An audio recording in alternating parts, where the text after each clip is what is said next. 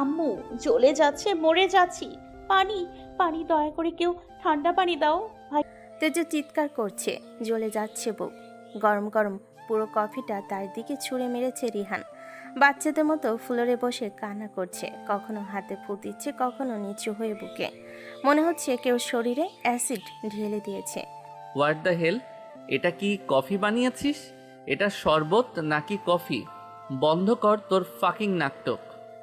কথা কানে যায় না তেজুর, সে তো নিজের ব্যথা সারাতে ব্যস্ত। মামা বলে কান্না করছে, লোকটা মিথ্যা বলে তার উপর গরম কফি ছুঁড়ে মারল। কফি তো গরম ছিল। রুহি কিচেন থেকে সব দেখে মুচকি মুচকি হাসছে। তার মধ্যে তেজু চিৎকারে বীর দৌড়ে আসে রুম থেকে। আস্তে আস্তে দেখতে পাই বীরের চোখের উপর ঝরে পড়া উদ্বেগ। পাগলের মতো কান্না করছে তার তেজু রানী। অজান্তে বুক কেঁপে ওঠে। পাশে এসে কাপ আর তেজুর শরীরে কফি দেখে সব বুঝে যায়। তাড়াতাড়ি করে তেজুর হাত ধরে ওঠে, কোলে নেওয়ার সাহস হয় না। হাতটাও লাল হয়ে আছে। সমুদ্রের মতো ডাগর ডাগর চোখগুলো নিয়ে তাকিয়ে আছে তার দিকে। ভাইয়া, পানি দাও না, খুব ব্যথা হচ্ছে, জ্বলে যাচ্ছে, একটু শান্তি দাও না আমাকে। এমন কথাই চোখ জল জল করে বীরের। হাত ধরে উপরে রুমে নিয়ে যায়। রুমে ঢুকিয়ে তেজুকে ওয়াশরুমে পাঠিয়ে দেয় ক্ষত স্থানে পানি দেওয়ার জন্য। তেজু ওয়াশরুমে ঢুকে একটা টাওয়াল নিয়ে ঝর্ণার নিচে দাঁড়িয়ে থাকে। জল পড়ার শব্দ, নীরবতায় ভেতরে তেজুর শ্বাসের লয় ধীরে হালকা হয়। বুকের মাঝে সম্ভবত লাল হয়ে আছে। ঠান্ডা পানিতে একটু শান্তি লাগে, তাও ফুপিয়ে কেঁদে দেয়। দরজার বাইরে অস্থির হয়ে দাঁড়িয়ে আছে বীর। বাইরে থেকে বীর সব বুঝতে পারে তার তেজুরানি ভালো নেই। নিজের দুহাত দিয়ে মুখ ঢেকে বাচ্চাদের মতো ফুপিয়ে কেঁদে ওঠে। সে কিভাবে বাঁচাবে তার এই পবিত্র ফুলটাকে? এই ফুল এখানে থাকলে তার সতেজ হারাবে। বারবার হাতের লাল হয়ে যাওয়া অংশটা মনে পড়ে।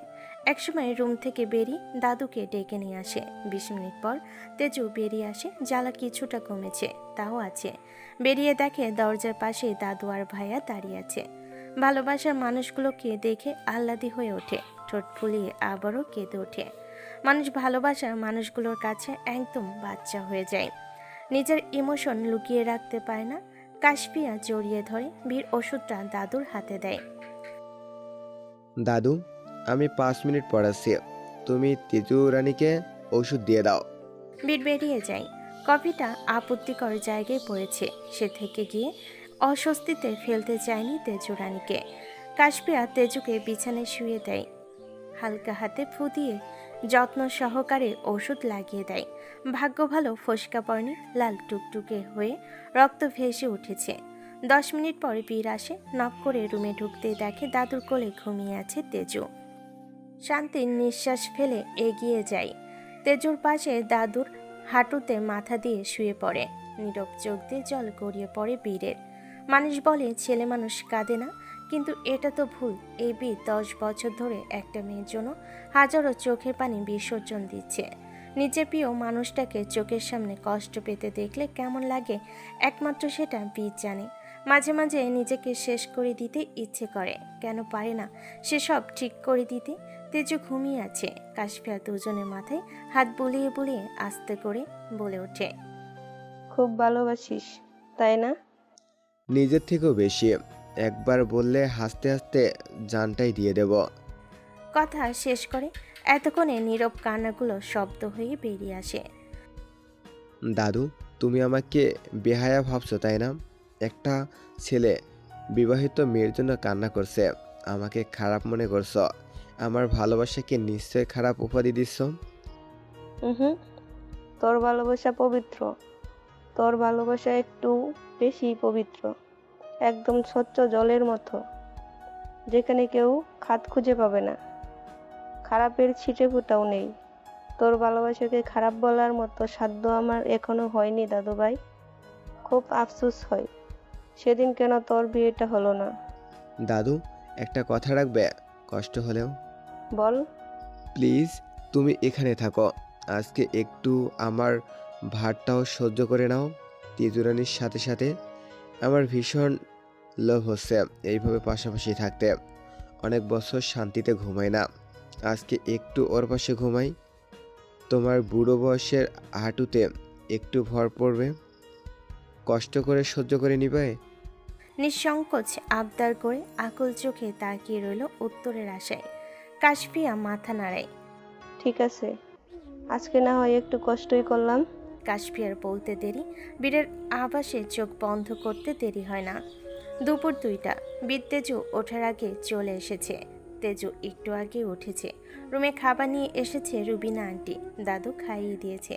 খাবার দেখে অনেক অবাক হয়েছিল তেজু তার পছন্দের রোস্ট সাথে ইলিশ মাছ ভেজে বাটিতে করে নিয়ে এসেছে। পছন্দের খাবার হলো তেজু খেতে পায়নি, শুকনো ভাত খেয়েছে 2 লোকমা। অদ্ভুতভাবে তার খাবারগুলোর প্রতি ঘৃণা লেগে গেছে। খাবার খাওয়া শেষ করে নিচে আসে প্লেট রাখতে দাদু। বুড়ো মানুষ বারবার সিঁড়ি পেয়ে ওঠা ঠিক হবে না। রুবিনা আন্টিকে ডাকলে বড় মা শুনলে হয়তো আবার জানোই তা বলবে। তেজ, চমকে যায় তেজ। পিছন ফিরে দেখে রিহান ভাই সোফায় বসে মোবাইল দেখছে। দৃষ্টি তার মোবাইলে স্থির। তাহলে তেজুকে দেখলো কি করে? বুঝতে পারলো তেজু। তেজু ডাকটাকে সম্পূর্ণ অপেক্ষা করে গমগমিয়ে হাঁটা দেয় কিচেনে যাওয়ার জন্য। আই সোয়ার তেজ, আর এক পা তোর সামনে এগোলে পা কেটে আমি গেটের পাশে ঝুলিয়ে রাখবো। আপনা আপনি থেমে যায় তেজুর পা। ঝঙ্কাতে ওঠে সারা শরীর। এই লোকটাকে সে চেনে, যা বলবে সেটা করবে। সকালের কথা মনে পড়ে, আরও বেশি ভয় পায়। পেছন থেকে সামনে ফিরে হাঁটা দেয় রিহানের কাছে। জি বলুন। খুব নম্রভাবে বলে তেজু, কিন্তু তার নম্র কণ্ঠের বিপরীতে শোনা গেল গম্ভীর তেজ মিশ্রিত একটি সুর। বস, খাবার নষ্ট করা আমার পছন্দ না, তাই প্লেটের সব খাবার এখন শেষ করবি। খাস তো সেই অন্যের টাকায়, তাই টাকার মূল্য বুঝিস না। তাদের এই খাবার জোগাড় করতে কষ্ট হয়। শেষ কর সব। এর বিপরীত একটা কথা শুনতে চাই না। এত কথা শোনার পর কি কারোর খাবারের মন মানসিকতা থাকবে? চোখ বন্ধ করে সাহস নিয়ে তেজু বলে দেয়, আমার খিদে নেই। ঠাস করে শব্দ হয়। হাতের মোবাইলটা আস্তে মেরেছে রিহান। হাত চেপে ধরে তেজুর। ব্যথায় চোখ বন্ধ করে ফেলে। পড়ে যাওয়া হাতে ধরেছে। এক কথা আমার 2বার বলা পছন্দ না, কসম তোর। আর একবার বলতে হলে এই খাবার কুকুরকে দিয়ে চেটে তোকে খাওয়াবো। এবার কি করবি ভেবে নে। বিস্ময় চোখে তাকায় তেজু। ভয়ে শুকনো ঢোক গিলছে। কুকুর দিয়ে চেটে খাওয়াবে মানে? রিহান হাত ছাড়তে প্লেট এগিয়ে আনে নিচের দিকে। ইচ্ছে না থাকা সত্ত্বেও ছোট ছোট লোকমা করে মুখে দেয়। চোখে পানি, মুখে ভাত। অদ্ভুত সুন্দর লাগে রিহানের কাছে। রিহান চূড়া করে চোখে স্থিরভাবে তাকিয়ে আছে। 1 ঘন্টা ধরে 3 পিস ইলিশ মাছের কাটা বেছেছে এই মেয়ের জন্য। সেখানে এই মেয়ে তা খাবে না বলছে। এটা কি করে হয়? যেখানে নিজে মাছ খায় না, মাছ সম্পর্কে আইডিয়া নেই, সেই মানুষটা এত কষ্ট করে মাছের কাটা বেছেছে। তা যদি কেউ হেলাফেলা করে তাহলে কিভাবে সহ্য করবে রিহান? 10 মিনিটের ভিতর তেজু সব শেষ করে ফেলে। বমি আসছে বেশি খাওয়ার কারণে। তেজু ঘৃণার চোখে তাকায়। এই জীবনে মানুষটাকে সে মাফ করবে না। ছোট থেকে কষ্ট দিয়ে আসছে, নিজের জীবনের চাইতে বেশি ঘৃণা করে। বাটি নিয়ে চলে যায় কিচেনে। নিজের বউকে কখনো কাঁদাবেন না। হাজারো হারামজাদা বসে আছে চোখের পানি মুছে দেওয়ার জন্য। পিছন থেকে শামীমের এমন কথাই ভুরু কুচকে ফেলে রিহান। তাকিয়ে দেখে চোখ সিঁড়ি দিয়ে আসা বীরের দিকে। বুঝতে পারে কেন কথাটা বলেছে। সেই হারামজাদাগুলোকে খুঁজে পিস পিস করে কেটে বুড়িগঙ্গা নদীতে ফেলবো। কিচেনে এসে বমি করে দেয় তেজু। কেন যেন মাছ ভাতগুলো তার পেটে থাকতে চাইছে না। বমি করে শেষ পর্যন্ত চলে আসে। একটু শান্তি লাগে এখন তেজুর। তেজুর মাথায় তেল দিয়ে দিচ্ছে কাশফিয়া চৌধুরী। কয়েকদিন ধরে তেজুর মন অনেক ভালো ছিল, কারণ একটাই, কারো মুখে অলক্ষী অপয়া ডাকটা শুনতে হয়নি। কিন্তু সকাল থেকে আবার শুরু হয়েছে, সাথে নামমাত্র স্বামীর অত্যাচার। তার হাত আর বুকের দিকে তাকালেই জলে টইটুম্বুর হচ্ছে চোখ। এই 5 দিন তেজুই যেন রাজত্ব করেছে বাড়িতে। যদিও রান্না সে করেছে, কারণ এই বাড়ির মানুষরা নাকি কাজে মেয়ের হাতে রান্না খাবে না। আজকে বড়মা এসেছে সবাইকে নিয়ে যাওয়ার জন্য, কারণ আরমান চৌধুরীর আজকে চট্টগ্রামে ভাসে মেজবান, সাথে ছোট করে পাতিয়া দিবেন। নিজের বাড়ির লোকেদের নিজে বলে নিতে এসেছে, না হলে ব্যাপারটা খারাপ দেখাই। এসে শুরু করেছে নিজের হাতের মুখে অপব্যবহার, কথায় কথায় গায়ে হাত তোলা। তেজুকে যেতে বলা হয়েছে, না চাইলেও যেতে হবে। একটু পর গোসল করবে, তার মাথায় তেল দিয়ে দিচ্ছে। তেজু আকাশের দিকে তাকিয়ে উদাস সুরে বলে ওঠে, দাদু ঘৃণা লাগে না আমাকে? নিয়ম অনুযায়ী তো তোমার বেশি ঘৃণা করা উচিত আমাকে, তাও এত ভালোবাসো কেন? হাত থেমে যায়। কাশফিয়ার কুঁচকে যাওয়া চোখের পাতা ভিজে ওঠে। কান্না জোর করে থামানোর ফলে গলায় মরি যাওয়া চাপটা ওঠানামা করছে। নিবিড়ভাবে সব দেখছে তেজু। সে ভীষণ অবাক হয় এই মানুষটাকে দেখে। যেখানে সবার চেয়ে ঘৃণা বেশি, এই মানুষটা সবার থেকে বেশি আদরে রাখে। সৃষ্টিটাই তো আমার রক্তের, ঘৃণা করি কিভাবে? ঝরঝর করে কেঁদে দেয় কাশফিয়া। অজানা ব্যথা অনেকদিন পর নাড়া দিচ্ছে। কান্না চেপে মুখের দিকে তাকায়। একদম মিলে যায় তার সাথে মুখটা। আমি তো তাদেরও রক্ত, তাহলে ওরা কেন ঘৃণা করে? তুই চুপ কর দাদু ভাই, আমার যে সেই মন নেই এখন, কিভাবে সহ্য করবো এইসব? চুপ করে যাই তেজু। অজান্তে হেসে ওঠে। ভাগ্যের কি খেলা। ব্যথা কেমন এখন, জ্বালা করে? জ্বালানি, হাতে ব্যথা। সকালে চেপে ধরার ফলে হাতের ফোসকা গলে গেছে, বুকে ফোসকা পড়েনি। কাশফিয়া হাত সামনে নিয়ে আসে। রক্ত লাল হয়ে আছে জায়গাটা। ফোসকা গলে যাওয়ার কারণে খুব বিচ্ছিরি দেখাচ্ছে। ভালো করে তাকাতে দেখে শরীরের ক্ষত ছাড়া কিছুই নেই। হাতে, বুকে, কপালে, হাতের তালুতে, শরীরে আরো অনেক দাগ। যদি এই দাগগুলোর কোনোদিন হিসাব নেই, বাঁচতে পারবে কি তারা? তেজুর মুখের দিকে তাকিয়ে ভাবে, এই মেয়ে কি কখনো এইসবের হিসাব নিতে পারবে? কেন করছিস সে এগুলা? প্রশ্নটা করে আবার মাথায় হাত লাগায়। তেজু নিবিড়ভাবে উদাস কণ্ঠে বলে ওঠে, জানি না, হয়তো সেও সবার মতো আমাকে কষ্ট দিতেই ভালোবাসে। অন্যদিকে পুরনো একটা বাড়ি, চারিদিকে শ্যাওলা ভরে গেছে। ভ্যাপসা গরম, ভিতরে আলো বাতাস নেই বলেই চলে। তার মাঝে একটা চেয়ারের সাথে মুহিতকে বেঁধে রাখা হয়েছে। শক্ত করে বাঁধার ফলে হাত ছিঁড়ে যাচ্ছে পিছনে। বুঝতে পারছে না তাকে কেন এইখানে নিয়ে আসা হয়েছে। কারো হাঁটার শব্দে সামনে তাকায়। কালো হুডি, কালো বুট, চুলে হাত বোলাতে বোলাতে আসছে রিহান। ভয়ে ঢুকিলে মুহিত। তবে কি ভাইয়া তাকে কিডন্যাপ করেছে? কিন্তু কেন? রিহান এসে সামনে আরেকটা চেয়ার টেনে একদম মুখোমুখি দাঁড়ায়।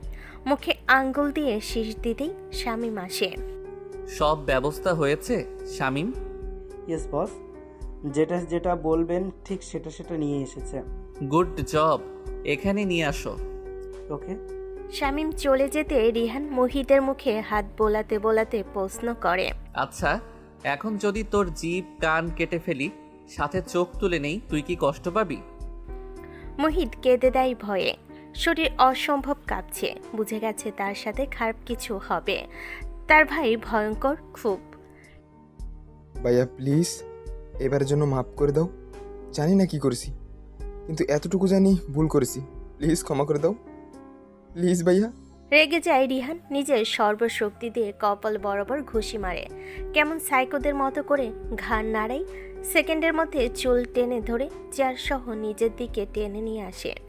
ভুল না, পাপ করেছিস, এটার ক্ষমা নেই।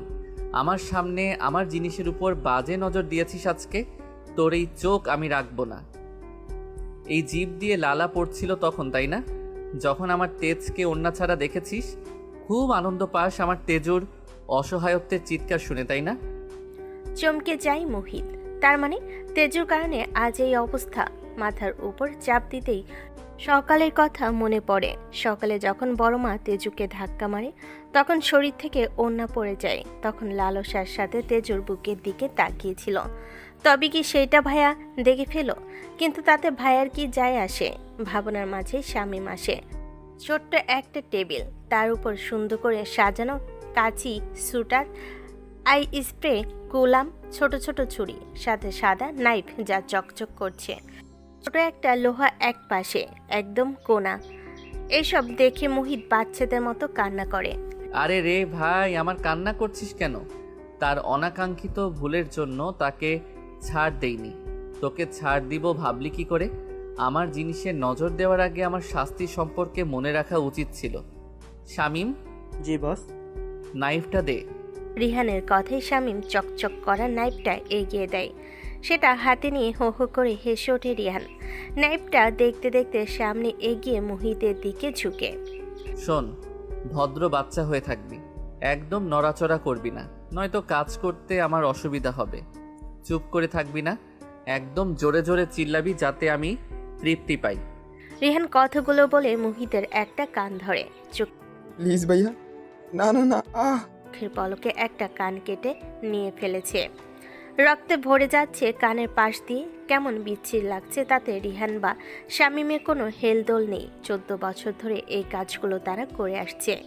এই লাইনে এগুলো নতুন না, কত কাটাছিড়া করেছে হিসেব নেই।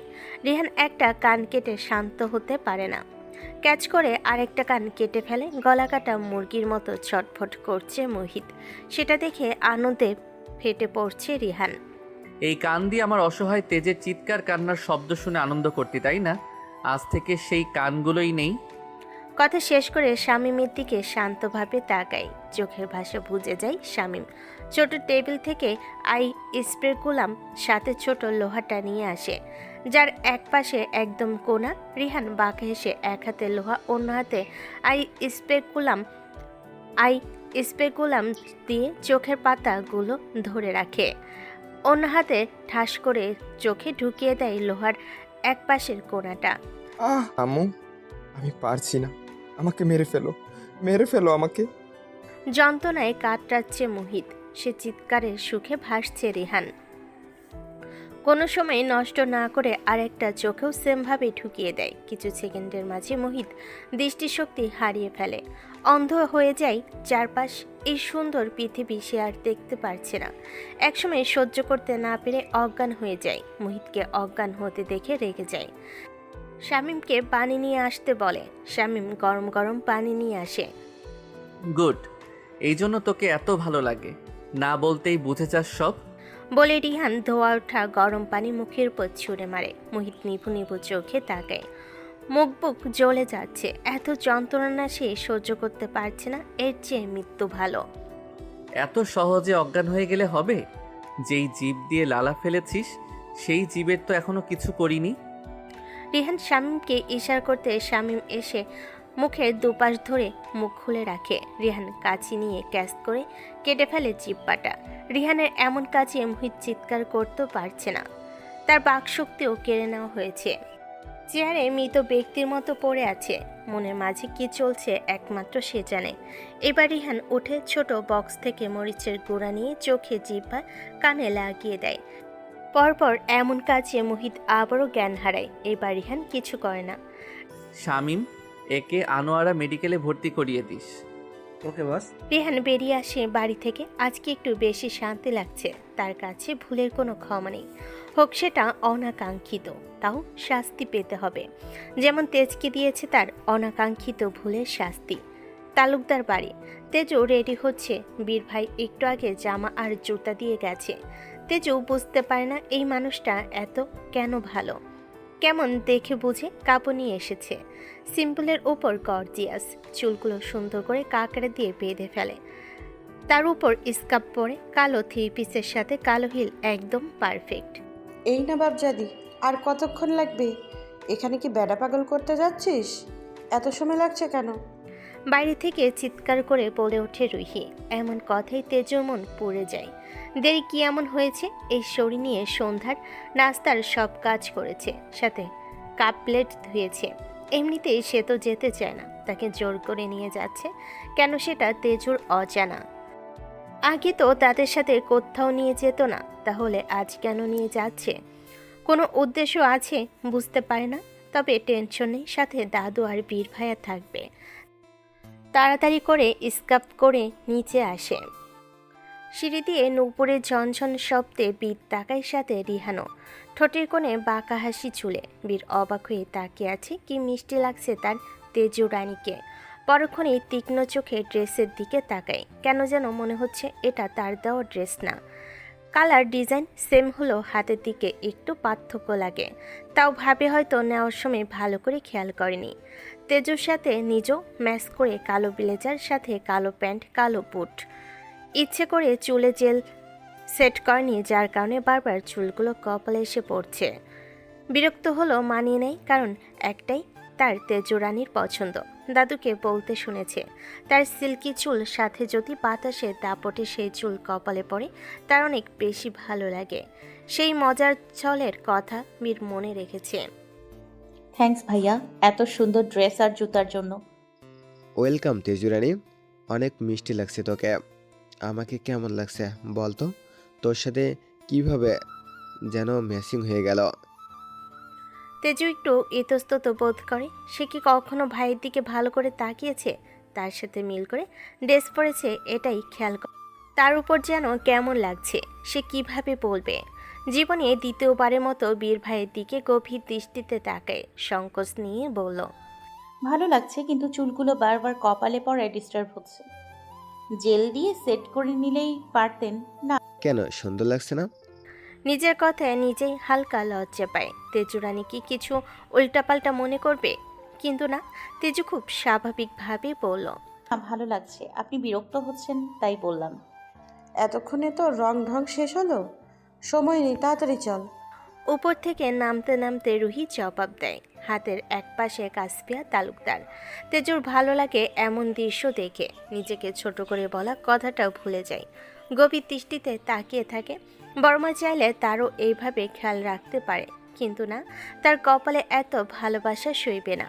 বাইরে দাঁড়িয়ে আছে তেজু, ভেবেছিল বীর ভাইয়ের সাথে যাবে, কিন্তু সেই গাড়িতে তার আগে ছোট মা আর ছোট আব্বু উঠে পড়েছে।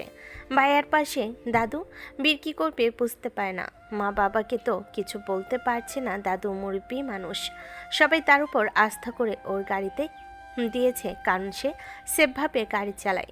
গাড়ির দরজা খুলে নেমে তেজুর কাছে যায়। তেজুরানি, জি ভাইয়া। বড় মা আর বড় বাবার গাড়িতে উঠে পড়। বড় বাবাকে সামনে বসতে বলিস, তুই বড় মার সাথে বসিস। আচ্ছা, আপনি তাড়াতাড়ি যান ভাইয়া, দাদু গাড়িতে বেশিক্ষণ থাকতে পারেন না। বীর হাসে। এই মেয়ের সব দিক দিয়ে খেয়াল, একমাত্র নিজের দিক ছাড়া। হাঁটু গেড়ে তেজুর পায়ের কাছে বসে পড়ে। চমকে যায় তেজু। তার মাঝে পায়ের কাছে শীতল হাতে স্পর্শ পায়। পিছনে হাঁটতে গেলে যেতে পারে না। উফ, তেজুরানি, নড়াচড়া করছিস কেন? জুতার ফিতা খুলে গেছে, লাগাতে পারছি না। চুপ করে দাঁড়িয়ে থাক। ভাইয়া আপনি উঠুন, পায়ে হাত দিচ্ছেন কেন? আমি পারবো। বীর কানে নেয় না তেজুর কথা, খুব যত্নে বেল্ট লাগিয়ে দেয়। অজান্তে তেজুর কান্না পায়। কথায় আছে, ভালোবাসার কাঙ্গাল মানুষগুলো হঠাৎ হঠাৎ করে ভালোবাসা পেলে অনেক বেশি আবেগী হয়ে যায়। তেজুর বেলায়ও তাই। সবাই যার যার মতো গাড়িতে উঠে গেছে, একমাত্র এই মানুষটা তার ছোট ছোট সব জিনিসে খেয়াল রাখছে। কি দিয়ে শোধ করবে এই মানুষটার ঋণ? বীর উঠে দাঁড়ায়, সযত্নে তেজুর চোখের পানি মুছে দেয়। খুব করে বলতে ইচ্ছে করে, যখন তখন চোখের পানি ফেলবি না, এই পানি অনেক মূল্যবান তার কাছে। চোখের কোণে এই পানির আভাস দেখলে তার বুক জ্বলে কেন বুঝিস না? কিন্তু কথাটা সম্পূর্ণ মনের মাঝে রেখে মুখে বলে, তেজুরানি, নিজের প্রতি এত অবহেলা করলে চলে না। খেয়াল রাখবি তো একটু। দেখ, যদি এখন বেল্টের বাজে পড়ে যেতিম তাহলে ব্যথা কে পেত? দাদু আর আপনি আছেন না খেয়াল রাখার জন্য। হঠাৎ ঠোঁট কেঁপে ওঠে তেজুর, যেন ভেতরের কথাটা আটকে গেছে। না চাইতো তেজের মুখ দিয়ে কথাটা এসে যায়। পরক্ষণে ভাবে, সে তো মিথ্যা বলেনি, সে সত্যিকে সত্যি মানতে জানে। এই দুইটা মানুষের আশায় শরীরের যত্ন নেয় না সে। তারা আছে তো খেয়াল রাখার জন্য, কিছু হলে আগলে নিবে। এত বিশ্বাস আমাদের উপর? এই জীবনে তেজুর মনে শুধুমাত্র দুইটা মানুষ বিশ্বাস স্থাপন করতে পেরেছে, আর সেই মানুষগুলোর মধ্যে আপনি একজন। বীর থমকে যায়, মনে কোণে শীতল হাওয়া বয়ে যায়, ঠোঁটে কোণে অনিচ্ছুক হাসি ঝুলছে। মুহূর্তের মাঝে মনে খুশি জোয়ার ভাটার টান পড়ে। এই বিশ্বাস সে সারা জীবন অটুট রাখবে। বীর, কি হলো? আয়। মার গাড়িতে খারাপ লাগে, তাড়াতাড়ি যেতে হবে। তেজুকে বড় ভাবিদের গাড়িতে দে। আসছি মা। তেজুরানি, যেমন বলেছি তেমন করবি, কেমন? আচ্ছা। জবাব দিয়ে হাঁটা দেও। বীর চলে যায় নিজের গাড়িতে। পিছন ফিরে একবার দেখে রিহানে গাড়ির সামনে দাঁড়িয়ে আছে। তেজু জানালার পাশে এসে দেখে পিছনে বড় মা আর বড় বাবা। মারুফ ভাইয়া বাইকে করে চলে গেছে অনেক আগে। মুহিত ভাই কোথায় জানে না। তেজু নিজেকে সামলে নিচু স্বরে বলে ওঠে, বড় আপু, তুমি একটু সামনে যাবে, আমি বড় মার পাশে বসি। কত বড় সাহস তোর! বড়দের অর্ডার করিস? তুই সামনে বসলে কি হয়? অভ্র যেতে পারবে না, তুই সামনে বস। দীর্ঘশ্বাস ফেলে তেজু। বড় মা একবার না করেছে মানে সেটা আর হ্যাঁতে পরিণত করতে পারবে না। আস্তে করে দরজা খুলে সামনে বসে, নিজেকে কেমন গুটিয়ে নেয়, মনে কোণে ভয়ের দানা বাঁধছে। সিট বেল্ট বাদ। গম্ভীর স্বর, তীক্ষ্ণ দৃষ্টি রিহানের।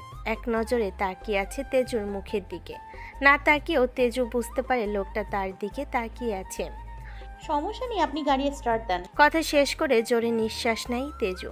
মনে হচ্ছে কোনো বন্দি খাঁচায় আটকে আছে। কথা বলতেও গলা কাঁপছে। এই মানুষের চোখের দৃষ্টিও ভয়ঙ্কর। কথা বলতে ইচ্ছে করে না, রুচিতে বাঁধে, ঘৃণা হয়। রেহান তেজুর দিকে ঝুঁকে সিট বেল্ট বেঁধে দেয়। মুহূর্তে কারেন্টের শক খায় তেজু। প্রাণটা গলায় এসে গেছিল যখন লোকটার গরম নিঃশ্বাস শরীরের উপর পড়েছে। ভালোভাবে বললে হয় না? সিট বেল্ট বাঁধতে জানিস না? কথাটা বলে রিহান গাড়ি স্টার্ট দেয়। লজ্জা লাগে তেজুর। সত্যি সে সিট বেল্ট বাঁধতে জানে না। কিভাবে জানবে সে? এই জীবনে গাড়িতে চড়েছে হাতে গোনা 4-5 বার, তাও বীর ভাইয়ের সাথে। উনি নিজ হাতে সিট বেল্ট বেঁধে দিত, যার কারণে শেখা হয়ে ওঠেনি। বাবা, আমার সময় নেই। তুমি গিয়ে ব্যাংক থেকে আজ 3 কোটি টাকা উইথড্র করো, তোমাকে চেক দিয়ে দিব আমি। রিহানের কথাই চমকে যায় অভ্র, সাথে রুহিও। তেজু নির্বাক, বড়লোকের বড় বড় কাজ কারবার, যা ইচ্ছে করুক। এত টাকা কি জন্য রেহান? সামনে ইলেকশন, এবার এমপি পদে আমি দাঁড়াবো। যতগুলো বৃদ্ধাশ্রম আছে, সাথে গরিব অসহায় বস্তি, সব জায়গায় টাকার বস্তা ঢালবো। নিজের অজান্তে তেজুর হাসি পায়। মনের মাঝে প্রশ্ন জাগে, এই ভোট কি কেউ ভালোবেসে দিবে রিহান তালুকদারকে? ওকে, আমি একটু ফ্রি হয়ে নেই, সাথে তোমাকেও যেতে হবে। ভবিষ্যতে এমপিকে সবার কাছে পরিচয় করে দিতে হবে তো। হোয়াট? আমি যাব ওই বস্তি? সরি, আমি পারবো না এইসব নোংরা পরিবেশে। তেজুর খারাপ লাগে অসহায় মানুষগুলোকে নিয়ে এমন কিছু বলাই। কিছু বলতে চাইলেও ইচ্ছের কারণে বলতে পারে না। তেজুর ঘৃণা লাগে কথা বলতে। এমপি এমনি এমনি হওয়া যায় না রিহান, একটু কষ্ট করতে হয়। ওই একদিন কষ্ট কর। বাবার কথাই দীর্ঘশ্বাস ফেলে, মুখে কিছু বলে না। মিররে চোখে চোখ রেখে ইশারা করে বাবাকে বুঝিয়ে দেয়। বিরক্ত লাগে, মুখ তেতে যায়।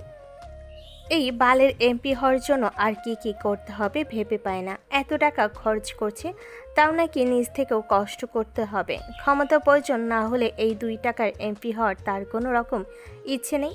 পাশে একবার তাকে স্পিডে গাড়ি টান দেয়। চৌধুরী বাড়ি। এই বাড়িতে তেজু এসে অবাক হয়ে গেছে। জীবনে দ্বিতীয়বারের মতো এসেছে এই বাড়ি। তার দিকে বিস্ময় নিয়ে তাকিয়ে আছে সবাই। ওকে নাকি একদম বড় মায়ের মতো লাগছে। তেজু বুঝতে পারছে না কিছু। সে তো এই মানুষটাকে কখনো দেখেনি। 10 বছর ধরে মানুষটাকে পাওয়া যাচ্ছে না।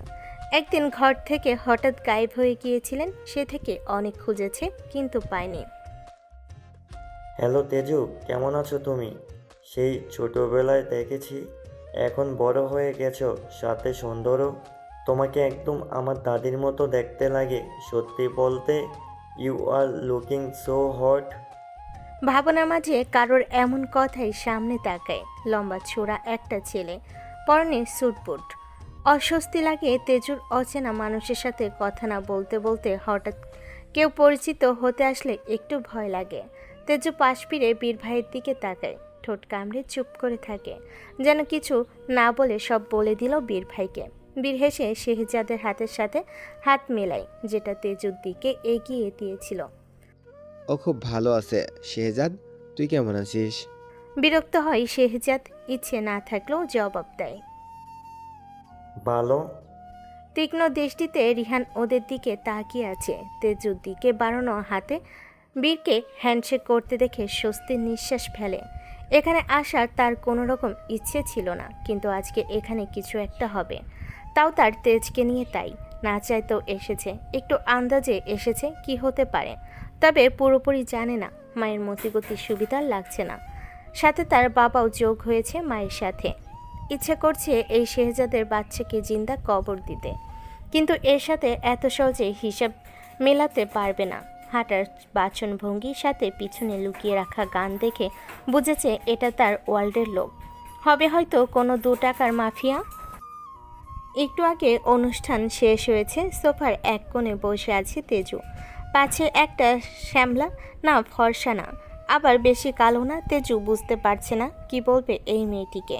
মুখ থেকে অজান্তে একটা শব্দ বেরিয়ে যায়। মায়া। চমকে তাকায় মায়া।